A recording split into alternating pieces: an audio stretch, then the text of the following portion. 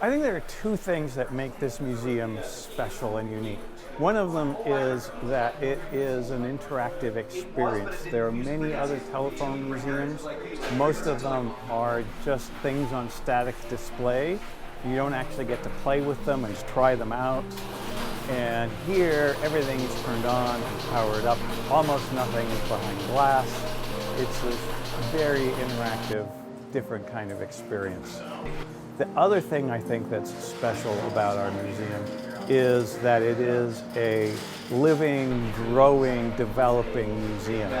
There are also other phone museums that were put together by the same sorts of people that created this museum, and then they passed on, and now it's done, right? That museum is what it is, and it's never going to be added to again. Our museum continues to collect new artifacts, continues to add new equipment to our displays.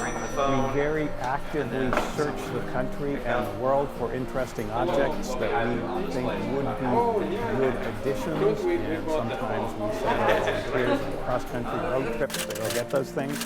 So it's a growing, developing place.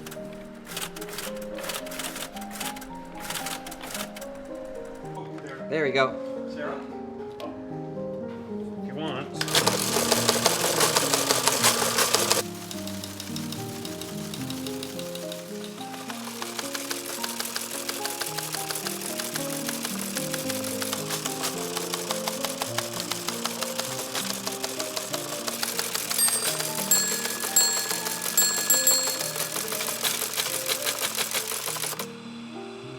5 seconds. 4, 3, 2, now.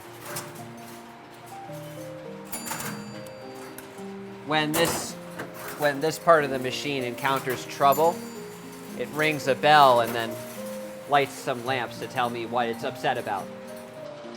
Most of the volunteers who join us today have jobs in the tech industry where they spend their days sitting at a keyboard, typing stuff, and it's all sort of very virtual and intangible. And I think one of the deeply gratifying things about volunteering here is that this older technology is very physical and tangible. You can see parts moving, you can see the lights flashing.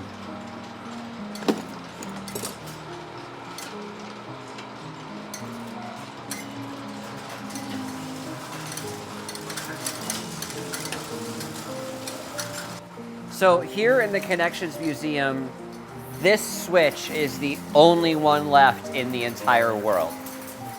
So at one point there were hundreds of them, several installed in every major city in the US, but all of them were scrapped, and this is the only one that was saved, and it still works.